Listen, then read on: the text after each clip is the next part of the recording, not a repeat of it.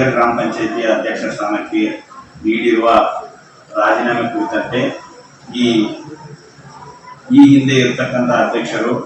ರಾಜೀನಾಮೆ ನೀಡಿದ್ದು, ಆ ರಾಜೀನಾಮೆಯನ್ನು ಮಾನ್ಯ ಸಹಾಯಕ ಆಯುಕ್ತರು ಅಂಗೀಕರಿಸಲಾಗಿದ್ದು, ತದನಂತರ ಮಾನ್ಯ ಜಿಲ್ಲಾಧಿಕಾರಿಗಳು ವಡಿಗೆರೆ ಗ್ರಾಮ ಪಂಚಾಯಿತಿಯ ಅಧ್ಯಕ್ಷ ಚುನಾವಣೆ ನಡೆಸುವ ಪ್ರಯುಕ್ತ ನಾನು ಶ್ರೀನಿವಾಸ್ ಚಾಪೂರ್ ತಹಸೀಲ್ದಾರ್ ವಡಿಗೆರೆ ನನ್ನನ್ನು ಗೊತ್ತುಪಡಿಸಿದ ಅಧಿಕಾರಿ ಎಂದು ನೇಮಕ ಮಾಡಿದ್ದು, ನಾನು ಗ್ರಾಮ ಪಂಚಾಯಿತಿಯ ಅಧ್ಯಕ್ಷ ಚುನಾವಣೆ ನಡೆಸಬೇಕಾಗಿದ್ದು, ಅಧ್ಯಕ್ಷ ಚುನಾವಣೆಗೆ